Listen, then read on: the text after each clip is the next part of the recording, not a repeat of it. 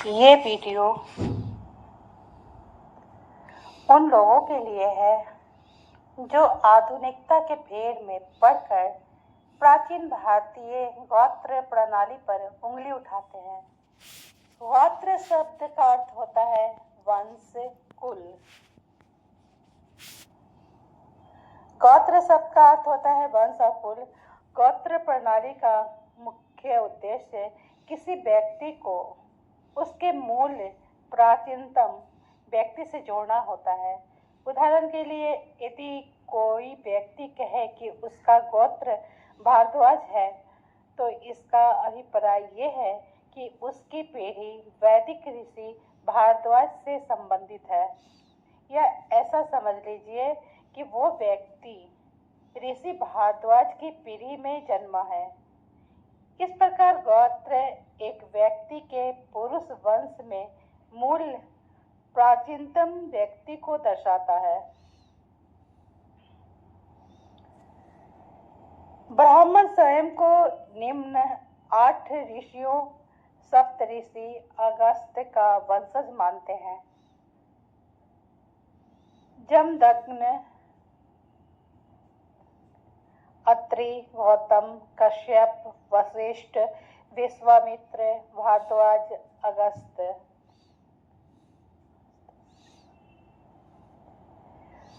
उपरोक्त 8 ऋषि मुख्य गोत्रदायक ऋषि कहलाते हैं।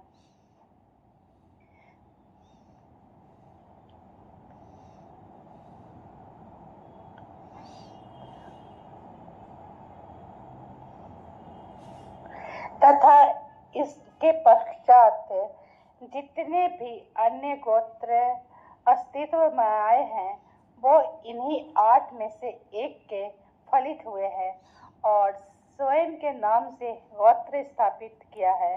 उदाहरण के लिए, अंगिरी की 8वीं पीढ़ी में कोई ऋषि का हुए तो परिस्थितियों के अनुसार उनके नाम से गोत्र चल पड़ा और इसके वंशज को गोत्र कहलाए, किंतु क गोत्र स्वयं अंगिरा से उत्पन्न हुआ है। इस प्रकार अब तक कई गोत्र अस्तित्व में हैं, किंतु सभी का मुख्य गोत्र 8 मुख्य गोत्रदायक ऋषियों में से ही है।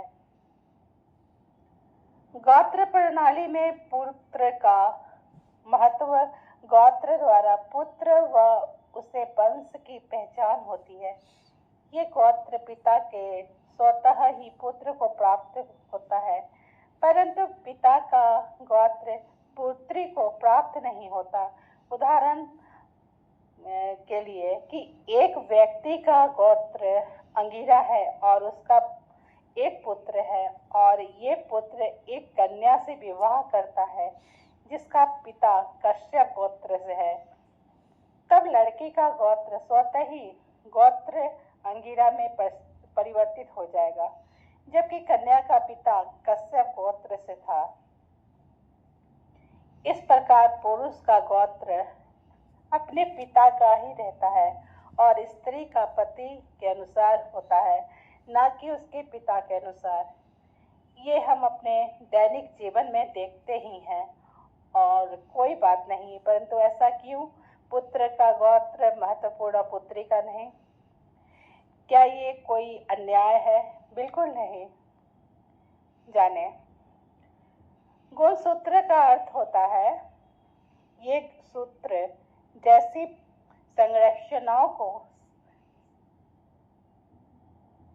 संनिमित में माता पिता के गुण पहुंचाने का कार्य करती है। हमने स्कूल में पढ़ा था कि मनुष्य में 2-3 जोड़े गुणसूत्र होते हैं। प्रत्येक जोड़े में एक गुणसूत्र माता से तथा एक गुणसूत्र पिता से आता है।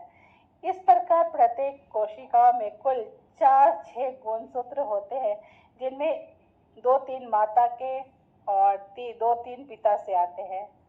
जैसा कि कुल जोड़े 2-3 हैं, इन 2-3 में से एक जोड़ा लिंग गुणसूत्र कहलाता है। ये होने वाली संतान का लिंग निर्धारण करता है, अर्थात पुत्र होगा या पुत्री। यदि इस एक जोड़े में गुणसूत्र XX हो तो संतानोत्पत्ति पुत्री होगी और XY है तो पुत्र होगा, परंतु दोनों में X समान है जो माता पिता द्वारा मिलता है और शेष रहा वो पिता से मिलता है।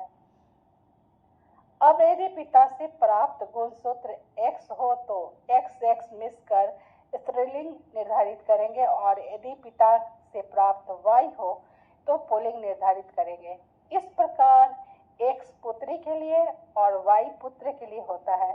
इस प्रकार पुत्र व पुत्री उत्पन्न होना पूर्णतः पिता से प्राप्त होने वाले X अथवा Y गुणसूत्र पर निर्भर होता है। अब यहाँ मैं मुद्दे से हटकर एक बात और बता दूं कि जैसा कि हम जानते हैं कि पुत्र की चाह रखने वाले परिवार पुत्री उत्पन्न हो जाए तो दोष बेचारी स्त्री को दे देते हैं, जबकि अनुवांशिक के विज्ञान के अनुसार जैसे कि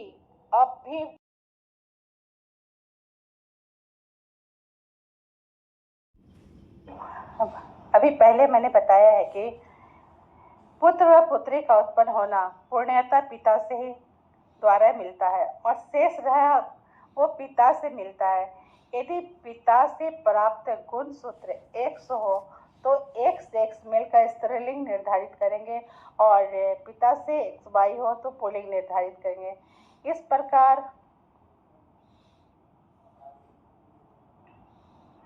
प्रकार X पुत्री के लिए Y पुत्र के लिए इस प्रकार पुत्र व पुत्री का उत्पन्न होना पूर्णतः पिता से प्राप्त होने वाले XY पर गुणसूत्र पर निर्भर करता है। अब मुद्दा से हटकर एक बात बता दूं, जैसा कि हम जानते हैं कि पुत्र की चाह रखने वाले परिवार पुत्री उत्पन्न हो जाए तो बेचारी का दोष लगा देते हैं, बेचारी महिला पे दोष लगा देते हैं, जबकि आनुवंशिक विज्ञान के अनुसार जैसे ही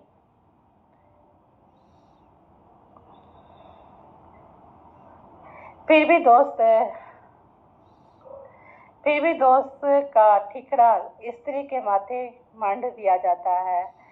ये है ना मूर्खता। अब एक बात ध्यान दें कि स्त्री के गुणसूत्र XX होते हैं और पुरुष के XY। इनकी संतति में माना जाता है कि पुत्र हुआ XY गुणसूत्र इससे Y पिता के से ही आया है, तो ये निश्चित ही है क्योंकि माता में तो Y गुण होता ही नहीं है और यदि पुत्री हुई तो XX गुण, ये गुण पुत्री के में माता व पिता दोनों से ही आते हैं।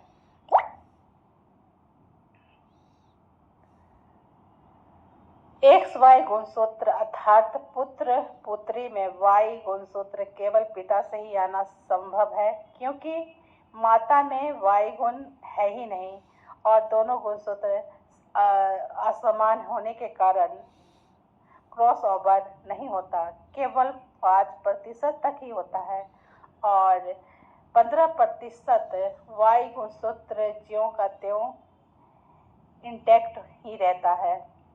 तो महत्वपूर्ण Y गुणसूत्र हुआ क्योंकि Y गुणसूत्र के विषय में हम निश्चिंत हैं कि ये पुत्र में केवल पिता से ही आया है।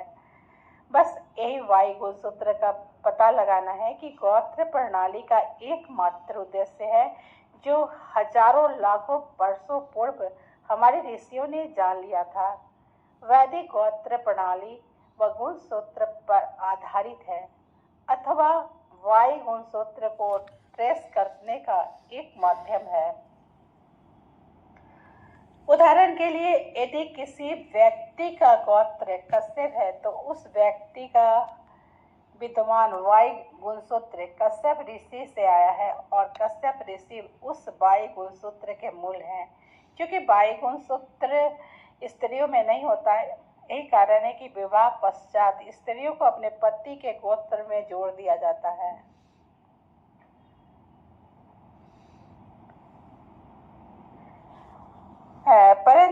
थोड़ी अजीब बात है कि जिन स्त्रियों व पुरुषों ने एक एक दूसरे को कभी देखा ना कभी सुना, दोनों अलग अलग देशों में परंतु एक ही गोत्र में जन्मे तो वो भाई बहन हो गए। इसका एक मुख्य कारण ये है कि एक गोत्र होने के कारण गुणसूत्रों में समानता होती है। आज की आनुवंशिक विज्ञान के कारण यदि समान गुणसूत्रों वाले दो व्यक्तियों में विवाह हो तो उनकी संतान उत्पत्ति आनुवंशिकी विकारों का साथ उत्पन्न होगी। ऐसे दंपतियों की संतान में एक सी विचारधारा, पसंद, व्यवहार आदि में कोई नयापन नहीं होता। ऐसे बच्चों में रचनात्मक अभाव होता है।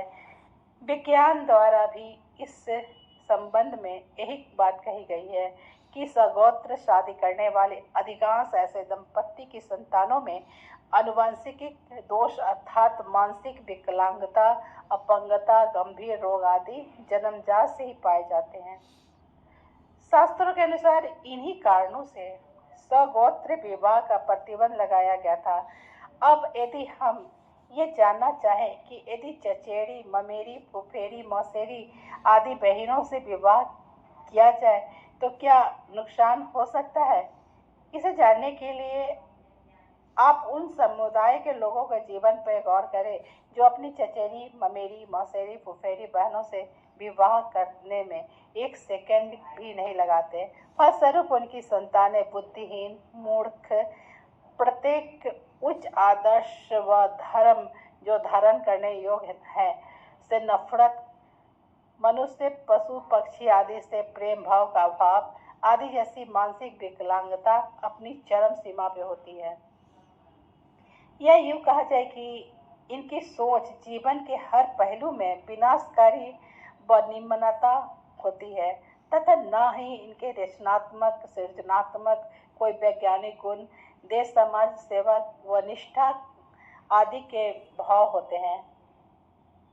यही इनके पिछड़ेपन का मुख्य कारण भी होता है।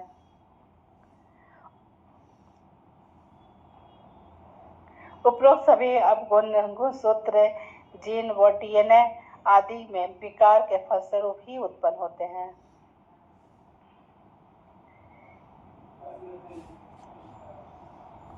आपको वीडियो कैसा लगा ज़रूर कमेंट में बताएं। अगर आपने सब्सक्राइब नहीं किया है तो प्लीज़ सब्सक्राइब करें। जय श्री राम, हर हर महादेव।